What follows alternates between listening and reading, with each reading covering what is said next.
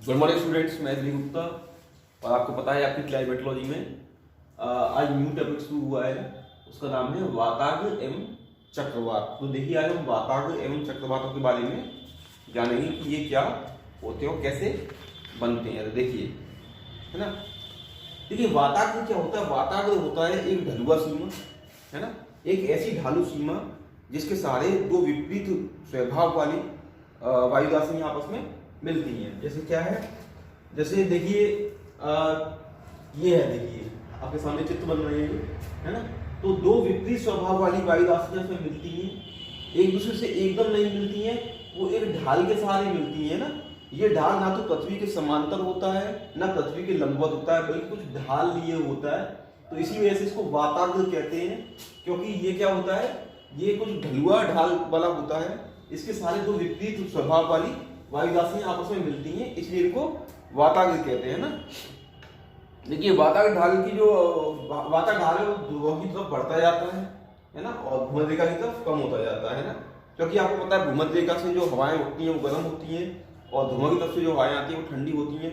तो ये दोनों हवाएं जिस जिस अक्षांश पर मिलती हैं, जिस जिस अक्षांश पर पृथ्वी के मिलती हैं, तो वहां एक ढाल बनाते हुए मिलती हैं, जिसको हम वाताग्र कहते हैं, है ना। अब देखिए वाताग्रों की उत्पत्ति को क्या कहते हैं, हम फ्रंटोजेनेसिस कहते हैं इंग्लिश में, FRONTOGENESIS।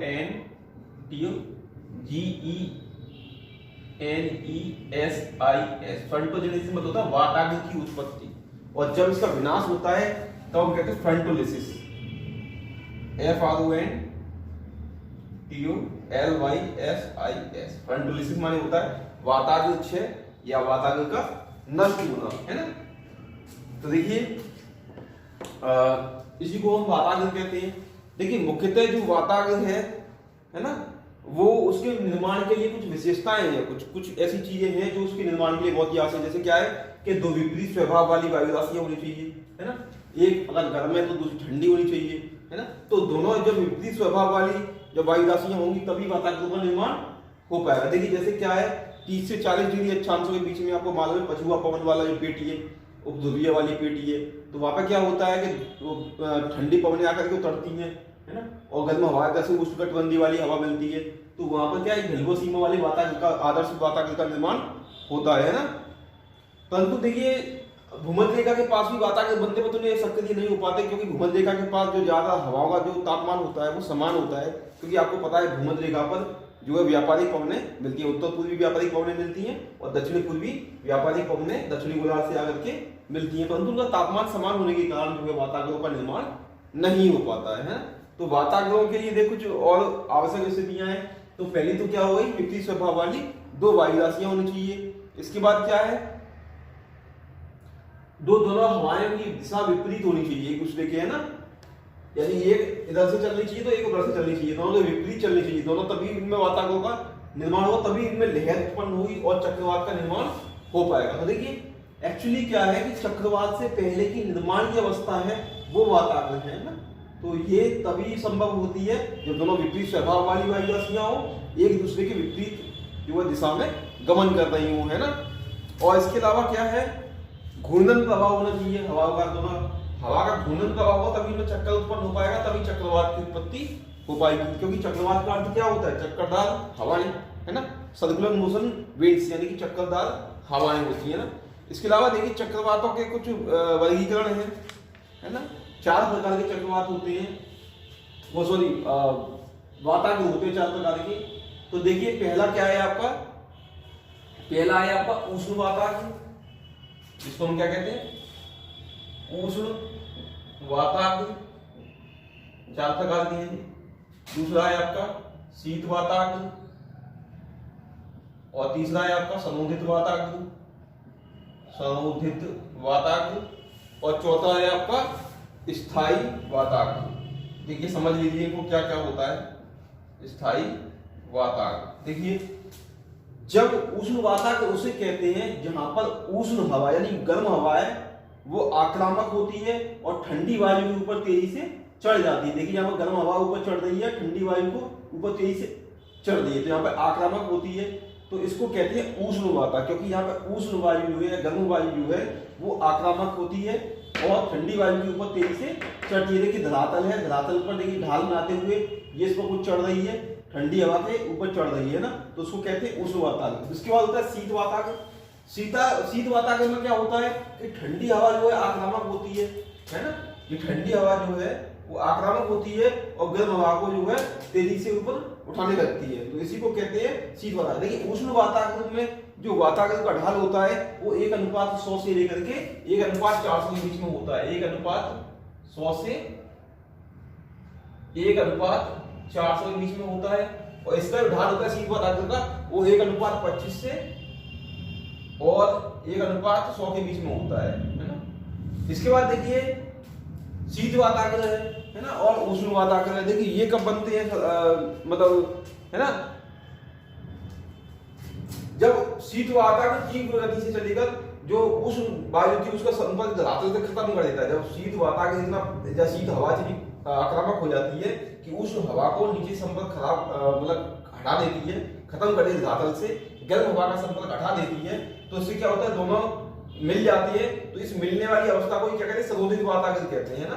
जब ठंडी और गर्म वायु नीचे वाले हिस्से से मिल जाते हैं और धरातल से उष्ण वायु का संपर्क जो है वो खत्म हो जाता है, इसको कहते हैं संरोधित वाताग्र। इसके बाद क्या होती है, स्थायी अवस्था होती है। स्थायी अवस्था में क्या होता है कि संरोधित वाताग्र के बाद जो नीचे भी ठंडी हवा रह जाती है और ऊपर ठंडी हवा स्थापित हो जाती है, दोनों तरफ ठंडी हवा स्थापित हो जाती है ना, तो इसके द्वारा इसे कहते हैं स्थायी वाताग्र। यानी दोनों तरफ जो एक जैसी हवा आ गई है, यानी ठंडी वायु ने गर्म वायु का संपर्क जो धरातल से खत्म कर दिया और ठंडी वायु उस जगह पे धरातल पर उत्पन्न हो गई, ऊपर भी ठंडी हो गई, तो एक जैसी स्थिति उत्पन्न हो गई। देखिए यहाँ पर है ना, ठंडी ठंडी वायु दोनों तरफ है, तो यहाँ पर जो इसको कहते हैं स्थायी वाताग्र। ये ऐसी दशा काफी लंबे समय तक चलती रहती है। तो उस स्थान पर क्या है, बादल छाए रहते हैं और बादल की वजह से क्या है, वर्षा हल्की हल्की होती रहती है, तो इसको कहते हैं स्थायी वाताग्र, है ना। तो ये 4 प्रकार थे आपके वाताग्र के, उष्ण वाताग्र, शीत वाताग्र, संरोधित वाताग्र या ऑक्लूडेड फ्रंट। अंग्रेजी में क्या कहते हैं, इसको फ्रंट कहते हैं,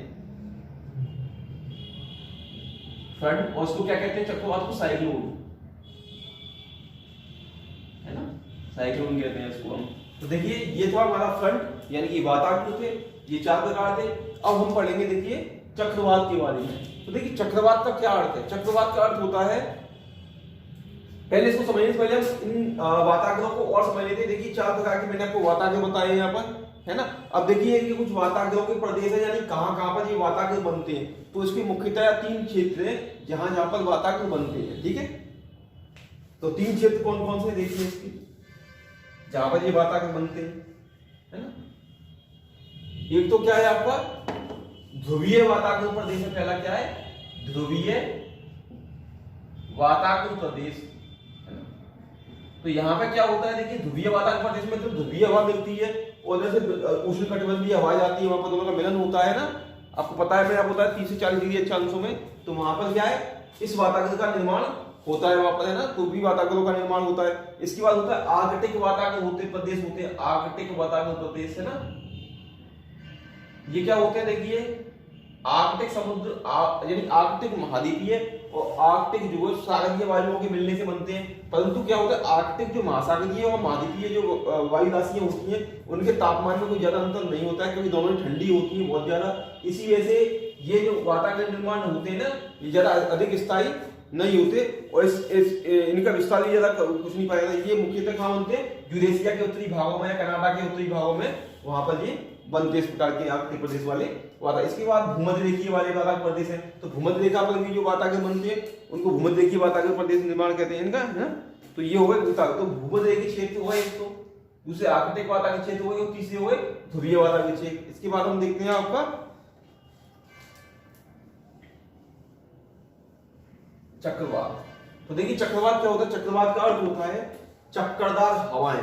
तो देखिए इसको इंग्लिश में कहते हैं साइक्लोन। और देखिए चक्रवात की विशेषता होती है ना, ये कई सकेंद्रीय समताप रेखाओं से घिरी हुई आकृति होती है, जिसमें केंद्र पर न्यून वायुदाब और परिधि पर देखिए बाहर की तरफ जो है वो अधिक वायुदाब है। यानी देखिए जो यहाँ पर वायुदाब की स्थिति है वो अंदर केंद्र पर 1,1 है, फिर 1,3 है, फिर 1,5, फिर 1,7, 1,9, 1,11, यानी अंदर से बाहर की ओर वायु दाब जो है वो बढ़ता जा रहा है, लेकिन अंदर कम है। यहाँ पर क्या है, लो है वायु दाब, है ना, लो प्रेशर है यहाँ पर। लो प्रेशर की वजह से क्या हुआ, हवाएं बाहर से पद्धति से केंद्र की तरफ चलती है ना, तो हवाएं बाहर से केंद्र की तरफ चलती हैं और फिर नीचे उतरती है, फिर नीचे जाके उतर के फिर ऊपर उठ के आती है, ऐसे एक क्रम बन जाता है ना।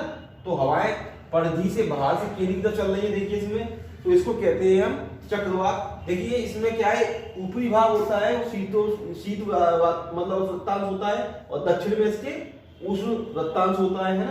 तो गर्म और शीत हवाएं दोनों मिल रही है यहाँ पर, इस वजह से चक्रवातों का निर्माण होता है। तो देखिए दोनों विपरीत स्वभाव वाली वायु राशियां मिली है यहाँ पर, जिसकी वजह से इनका निर्माण मुख्यतः जो मध्य अक्षांशों में अधिक तीव्रता के साथ होता है, कि मध्य अक्षांशों में इनका निर्माण के लिए जो सुगम परिस्थितियां हैं वो पाई जाती हैं। तो इसको कहते हैं चक्रवात, इंग्लिश में कहते हैं साइक्लोन। और देखिए इसमें एक तो जो ऊपर वाला भाग है ये शीत वृत्तांश कहलाता है, और इसका नीचे वाला भाग है वो क्या कहलाता है, वो उष्ण वृत्तांश कहलाता है। ये उष्ण वृत्तांश से अधिकांश वर्षा होती है उष्ण वृत्तांश के सहारे होती है, क्योंकि यहाँ पर दोनों वायु का मिलन होने की वजह से क्या होता है, शीत वातावरण के सहारे वर्षा होती है, क्योंकि यहाँ पर दोनों वातावरणों का मिलन होता है, जिसकी वजह से काफी वर्षा होती है। इसको कल और डिटेल में हम देखेंगे चक्रवातों को, है ना। देखिए इनकी आकृति होती है वो वी आकार की होती है ना। वी आकार के अलावा कीटनुमा आकार के होते हैं, गोलाकार होते हैं, अंडाकार होते हैं, अंडाकार भी होते हैं, है ना, और गोलाकार भी होते हैं, कीटनुमा भी होते हैं, कीटनुमा वी आकार की, है ना। तो इस तरह के चक्रवात बनते हैं। और सबसे इंपॉर्टेंट बात यह है कि उत्तरी गोलार्ध में और दक्षिणी गोलार्ध में इनकी दिशाओं में अंतर होता है। उत्तरी गोलार्ध में जो चक्रवात बनते हैं उनकी जो दिशाओं का क्रम होता है वो घड़ी की विपरीत सुइयों की दिशा में होता है, जबकि दक्षिणी गोलार्ध में जो हवाएं होती हैं उनकी दिशाओं का क्रम घड़ी की सुइयों की दिशा में होता है ना। तो देखिए चक्रवात में उत्तरी गोलार्ध में जो हवाएं चलती हैं वो पश्चिम से पूर्व चलती हैं, पूर्व से पश्चिम चलती हैं, यानी घड़ी की विपरीत दिशा में चलती हैं। दक्षिणी गोलार्ध में इनकी जो गति होती है चक्रवातों की वो घड़ी की सुइयों की दिशा में होती है। तो ये होता है चक्रवात। अब देखिए चक्रवात मुख्यतः दो प्रकार के होते हैं, एक होता है शीतोष्ण चक्रवात और दूसरा होता है उष्ण कटिबंधीय चक्रवात। तो शीतोष्ण कटिबंधीय चक्रवात और उष्ण कटिबंधीय चक्रवातों को हम डिटेल में अध्ययन करेंगे इसका। Thank you.